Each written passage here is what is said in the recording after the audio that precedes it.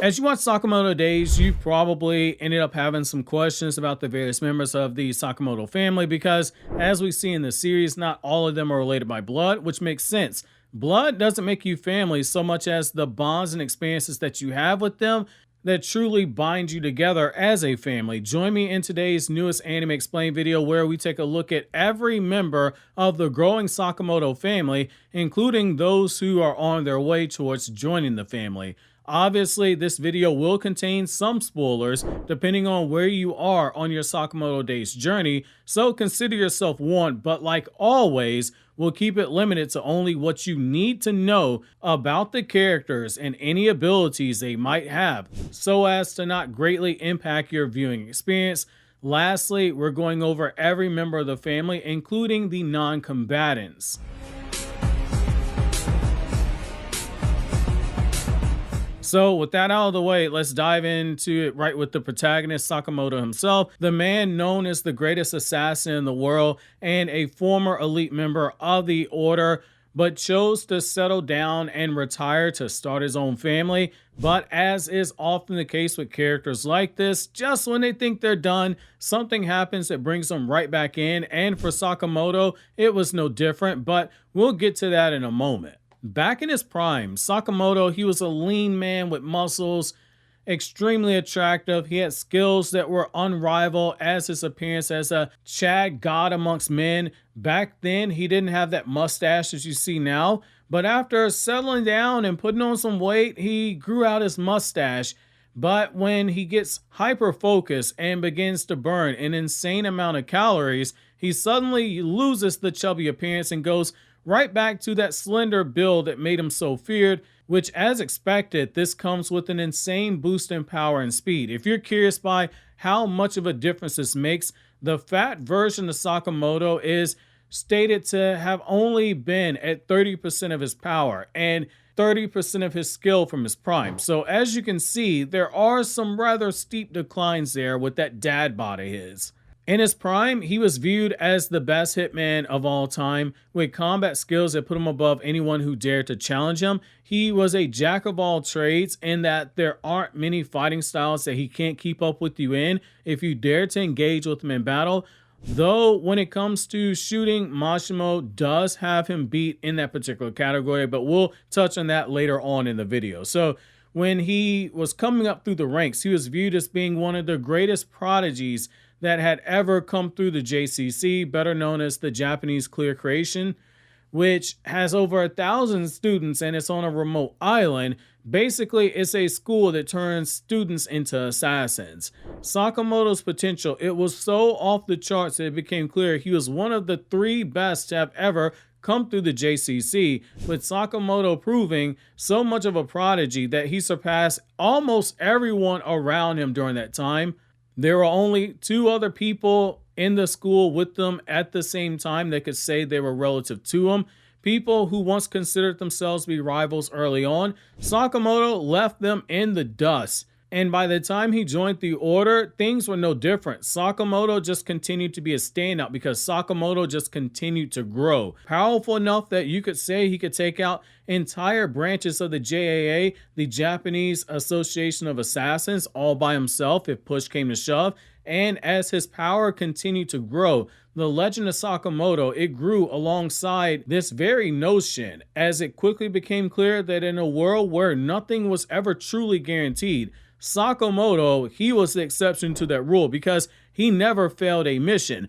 Throughout the history of Sakamoto, there's only been one person who was ever fortunate enough to say that they survived an assassination at his hands when Sakamoto has been bloodlusted, which that's a huge spoiler, so we won't say that name.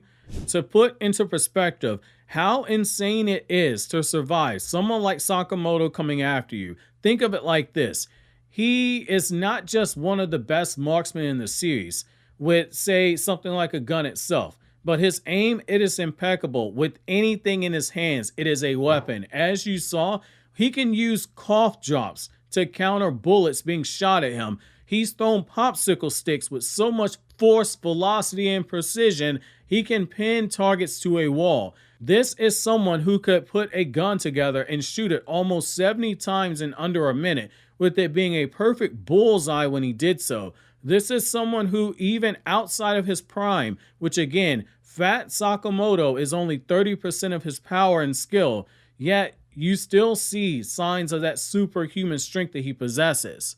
On top of that, he's got superhuman speed, moving faster than most people can see, let alone react to his attacks.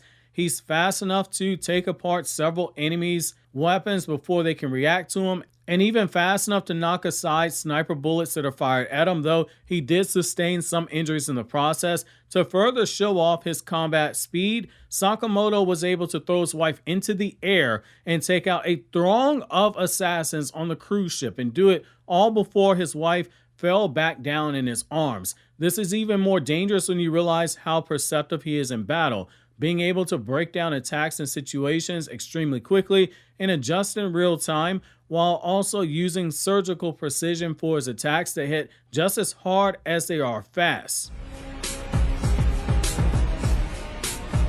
Up next, we're going to be going with Aoi, the woman who changed Sakamoto from a savage hitman to a lovable dad bod store owner.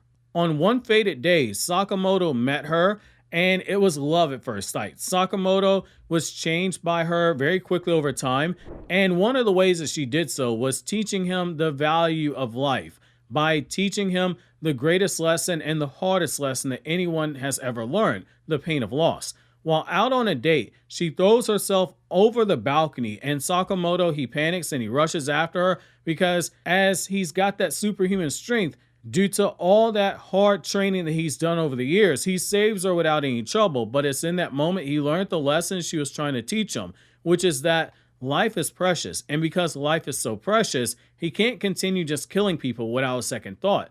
The same pain that he felt at her potentially being lost to him, there would also be those who felt that same pain when he took away their loved ones. While she isn't a fighter, she is extremely fierce when she needs to be, particularly when it comes to the Sakamoto family rules being upheld, in particular the rule about no killing. It's a lesson that you see early on in the anime. Sakamoto and the other characters who will be covering in this video are conscious about sticking to that rule because life is precious enough that their life should end if it can be helped. Otherwise, are you really changing the world for the better for the small children like Sakamoto's daughter Hana, who is the third initial member of the Sakamoto family that we're going to go over? So Hana, as you would expect, isn't a fighter in the traditional sense, but we'll get to that in a moment. She's a child with bright eyes who enjoys life as she gets the opportunity to live it. However, while she hasn't been trained to become a fighter, she is someone who has shown that she has inherited the insanely strong physical strength of her father, as shown when we see her carrying Kashima on her back unassisted. Now, we'll move on to the newer members of the family and the ones that you're probably most interested in, like, say, Shin. So Shin is the former pupil and partner of Sakamoto, one of the people from his old life who Sakamoto still cares for deeply, almost like a younger brother in a way, which makes sense given that Shin is only 6 years younger than Sakamoto. His primary ability, it really comes from his mind. He's gained this power by drinking the research fluids that were a part of an experiment for creating superhuman abilities, which resulted in those around him feeling super unsafe due to his ability to read minds being a byproduct of drinking said fluids. He's able to use precognition by reading a person closely enough to see the spike in their brain motor areas, so the impulse is made that dictates the moves that your brain eventually tells you to make with your body. This also allows him to see what a person would do next, which is a great asset to use in battle, but it does have drawbacks, with Shin being told in chapter 44 that he should limit his precognition to only 5 minutes per day in order to cut down on the pain that he feels when overusing this ability. Shin, after training, can see further into the future when using precognition to dodge attacks easier. He can also use a form of mind control, as we see in chapters 158 and chapter 170, where he can rewrite the thoughts of a person and make them perform new actions than the ones they originally intended. However, like the prior ability, there are drawbacks for something that's broken, as there should be, which in this case is that he can't use this power on the same person multiple times. Shin's abilities also extend even further with the ability to read minds, all within a 400-meter radius. It's very similar to what we see with a Boruto character named Ada, who does this with her own form of clairvoyance. Only instead of reading the mind, she can see events in the past and the present. Whereas her powers function more like a self-described security camera, Shin's powers, they function more like a radio, where he has to tune in on a specific frequency for maximum effect. This has its benefits since when he's locked in on a person, it makes it easier to read their emotions, unless you're Sakamoto, who just trolls you with images of him killing you all the time, which allows him to have an edge in combat. However, if a person is a bit too over the top and all over the place like Lou, then he can be overwhelmed by trying to read her thoughts and people's thoughts like her. And also, if he is too slow to react, then being able to read minds, it means nothing. And also with things like we've seen, there are different things like the hood that can be used to block the electromagnetic brainwaves that are needed for Shin to be able to read the mind. So there are ways around his abilities. Now, in terms of skill, he is very skilled, but he's not a monster like, say, Sakamoto, which that is to be expected. Sakamoto, he's in a tier all by himself for the most part, but Shin is very fast. Being able to fight on a roller coaster track, dodge incoming carts, make evasions in midair, dodge bullets being shot at him, and etc. If he pushes himself in battle, he can use speed to amp up his brain, which is what he's done when increasing the processing speed of his brain to levels that are so fast that the combat before him that he saw is slowed down in his perception as a result. Now, don't get it mistaken, Shin does continue to grow. We've hinted at it here. He isn't one of these characters who serves only as a support character and stays stagnant. He is growing if you pay very close attention. While he isn't as strong as Sakamoto, again, he is deceptively strong, being strong enough to knock enemies out of an arena and hold his own against people that are some of the stronger characters in the series when it comes to combat. When he also uses these special gloves that he has that he gets later on in the manga, there's a bit of a delay, but it releases an enormous amount of power when he attacks wearing the glove. Up next, we're going to be going with Lu Shaotang. This lovable beauty is just as dangerous as she is quirky and adorable. In terms of abilities, she doesn't have a superhuman power like Shin, where you think superpowers are stuff like mind reading and things of that nature, but don't let this fool you, because she is special in her own way. She's got enormous tolerance for drinking to a point where she can drink things like pure ethanol without any issues, and by the time she does get drunk, it takes her from being someone who has a high level of hand-to-hand combat skill and well above average speed and strength to being a complete utter beast. This is because of her use of the drunken fist fighting style. Make no mistake, when she reaches this point, she gets a stat increase. Her combat speed, it reaches levels too fast for most eyes to track, and she goes through several phases as she does so, ranging from being a crying drunk to happy drunk to an angry drunk to a stone cold triad drunk. Each mode, it is just as hilarious as it is dangerous and cool to watch. Her relationship with Shin is one more like a brother and a sister, whereas her relationship with Sakamoto, that's one of deep respect, and it's for a really good reason. It basically goes back down to how she first met Shin and Sakamoto, where after her parents were dead, Lu was being attacked, and Sakamoto and Shin, they stepped in to save her, and she got to see firsthand how capable each of them are.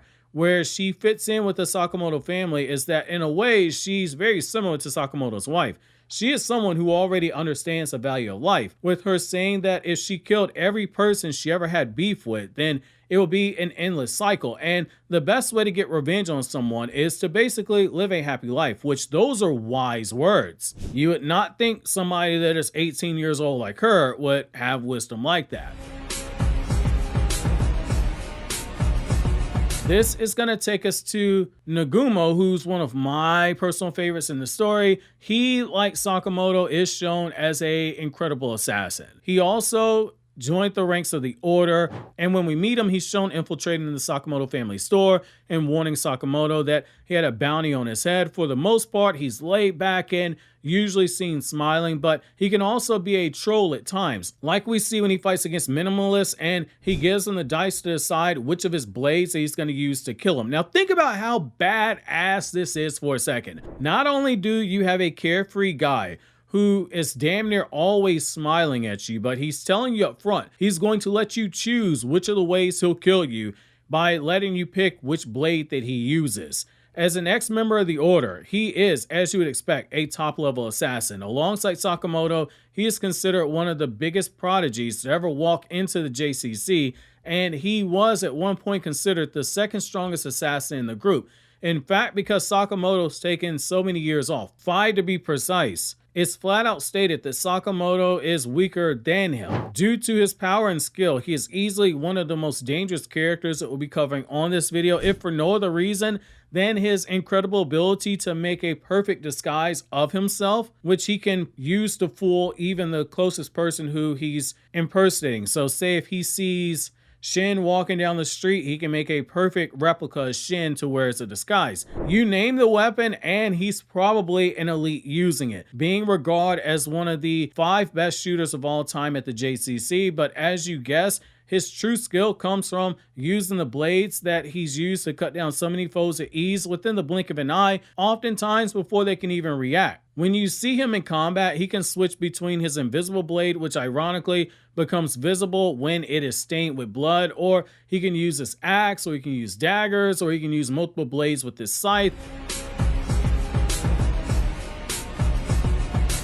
Now we're going to be going to Heisuke, the person who has incredible marksmanship that surpasses Sakamoto. However, as you expect, when he tried to collect the bounty on Sakamoto's head, it didn't necessarily go as expected, even though he is a master marksman. Sakamoto destroyed his sniper rifle with only throwing a rock at it, and later on we see that they do split prize money together when they are in an airsoft shooting tournament, and we do see that there is a bit of a bond forming between them. For the most part, outside of his sniping ability, this guy, he's not necessarily good for much else. He's a low-ranking assassin, but the one talent he has is marksmanship, and he's got a very strong aptitude for it. He's childish, he's simple-minded, and at times he can be viewed as a bit of an airhead. Despite these shortcomings, which there are a lot of shortcomings, don't get me wrong, he was still able to become an assassin and did the best he could with his sole skill being marksmanship. As you expect, this didn't go over too well when he first became an assassin, because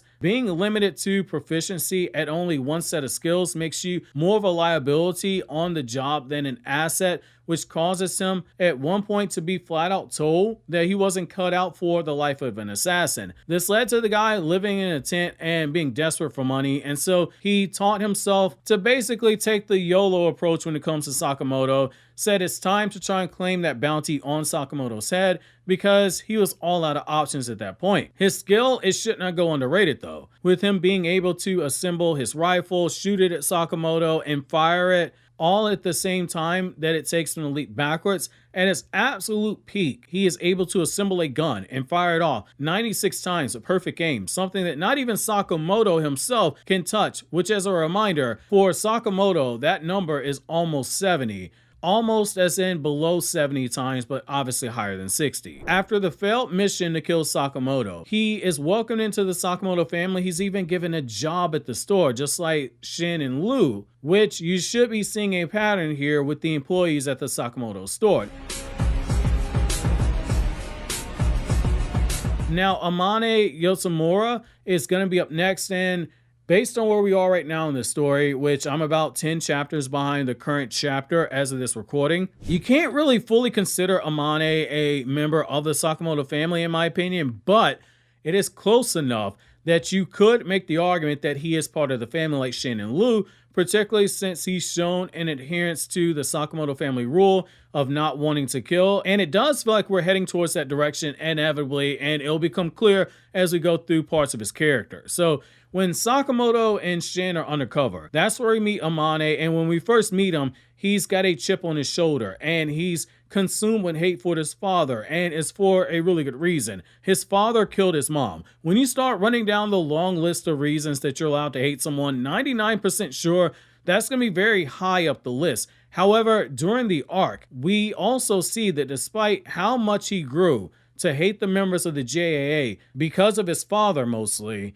even he knew when he had crossed the line, which is why he apologized to the students who he offended when he proclaimed that all the members of the JAA should die, because he realized some of them had relatives in the organization, which is a pretty huge thing in terms of character growth. We see him teaming up with Sakamoto during this arc and working with Sakamoto and Shin to an extent. His combat skill, it isn't on their level for obvious reasons. He is still a student, but he is skilled enough that he could defend against Sakamoto, who was disguised as his wife. And he's been shown slicing off hands before his target could react. And he's a prodigy in 3 of his 4 section staffs being used, catching Sakamoto off guard with how well he could use the 4 section staff, which is a fun fact. When he first used a 3-section staff, he got bored with it and mastered it very quickly as a result. He's also extremely perceptive, which in the future will make him a very, very skilled assassin, because despite Sakamoto being under disguise, he was still able to notice the smallest details about his disguise, which made him realize that the person that he thought was a teacher might not really be a teacher. This brings us to the final member of the Sakamoto family, Rion Akao. Like Sakamoto and Nagumo, Rion is considered to be a prodigy when she attended the JCC with Sakamoto and Nagumo. She pretty much does what she wants when she wants and thinks about the consequences after the fact, if she even thinks about them at all. If you are fortunate enough for her to consider you to be a friend, then you got one hell of a protector, but if you're an enemy, you're in trouble. She's a prodigy assassin for a reason. She's one of the few who could say she was swapping hands with Sakamoto in his prime in Nagumo and not be utterly embarrassed. She takes out enemies with surgical precision, with extreme efficiencies being put on display, with every move serving a purpose and not being done at random. She has the ability to see imaginary lines, which allow her to see future actions and steps that she can take to kill her selected targets, seeing multiple paths simultaneously when dealing with multiple foes at once. She's also one of the best shooters of all time to ever step foot in the JCC, with her being 3rd in history of the school itself, and she can even throw her knife in a way where she can account for the ricochet and then still cut her target in the process, which is absolutely wild. This, combined with her ability to see past, makes her super hard to take down in combat, and even things like poisoning, they don't work on her because of how seasoned she is. And in terms of combat speed, she's got some of the fastest combat speed feats that we have in the series, being able to react to sniper bullets at shockingly disadvantaged distances. There's a few more things to look at with Akao, but that's going to get into super spoiler territory, so we're going to end the video off here. But obviously, if you enjoyed this video, consider subscribing and checking out more videos from Anime Explained by clicking these videos here on the screen.